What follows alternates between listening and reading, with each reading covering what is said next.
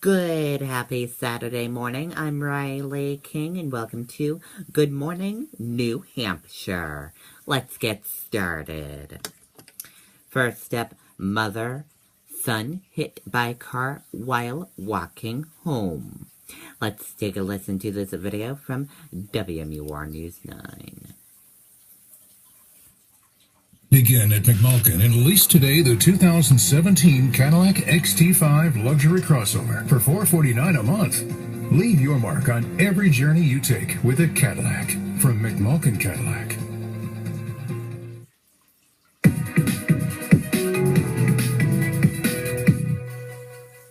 A mother and son are in the hospital tonight after they were hit by a car in Hudson. It happened on Central Street just before 8 o'clock tonight.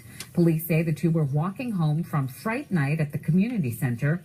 The woman is in serious condition. Her son suffered non-life-threatening injuries. The driver is cooperating with the investigation. Okay, and there you go on that report.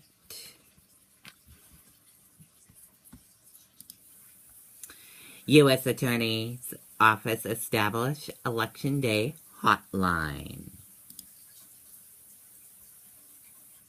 United States Attorney Emily Gray Rice has announced the establishment of an Election Day hotline in coordination with the U.S. Justice Department nationwide Election Day program for the general election on November 8th. 2016. The hotline number is 603-230-2503.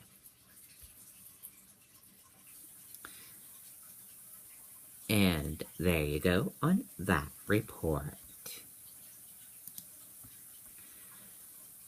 Shifts in the elections makeup tightens the presidential contest poll.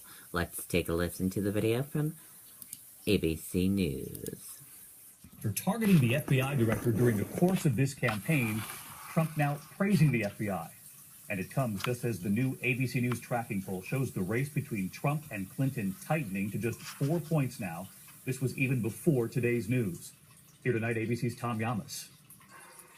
I need to open with a very critical breaking news announcement.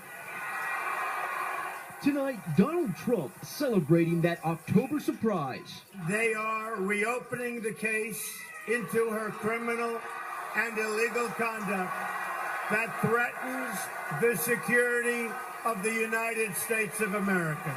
We must not let her take her criminal scheme into the Oval Office. Trump's New Hampshire rally erupting. Trump has often raised questions about Huma Abedin, specifically because of her marriage to Anthony Weiner. I don't like Uma going home at night and telling Anthony Weiner all of these secrets. He's also often attacked the FBI for refusing to recommend charges against Clinton. The FBI and the Department of Justice let Clinton off the hook, and we have to investigate the investigation, folks. But today, I have great respect for the fact that the FBI and the Department of Justice are now willing to have the courage to right the horrible mistake that they made. It might not be as rigged as I thought, right? Right? And Tom Llamas with us live outside Trump Tower tonight. And this evening, Donald Trump, once unhappy with the FBI, but making it clear today he's very happy with them. They sense an opening here. David, that is so true. After weeks of negative headlines, the Trump campaign is jumping on this new development very hard. Kellyanne Conway, the Trump campaign manager, tweeting today, a great day in the campaign trail just got even better. David? Tom Llamas with us again tonight. Tom, thank you. Let's bring in ABC Chief Legal Analyst Dan Abrams for one more question on this. No question, Dan, this is a political bombshell, but any indication yet that this is going to be a legal bombshell? That's much more of a long shot. Remember that when Director Comey decided not to indict Hillary Clinton, he made it clear it's not enough to just have classified information on an email. It has to have been intentionally mishandling classified information or obstruction of justice or disloyalty to the country. So that legal standard still exists. It has to be linked back to Hillary Clinton. And as he said in this statement today, the FBI cannot yet assess whether or not this material may be significant. And yet he still revealed he's investigating with 11 days to go. Absolutely. All right, Dan Abrams tonight. Dan, thank you. Okay, and there you go on that report.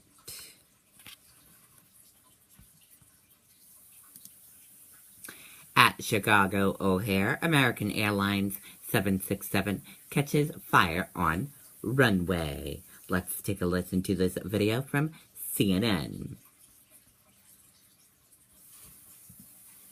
But let's turn back to the other breaking news story this afternoon. Smoke billowing from an American Airlines plane at Chicago's O'Hare International Airport. This is what the scene looked like there just a short while ago.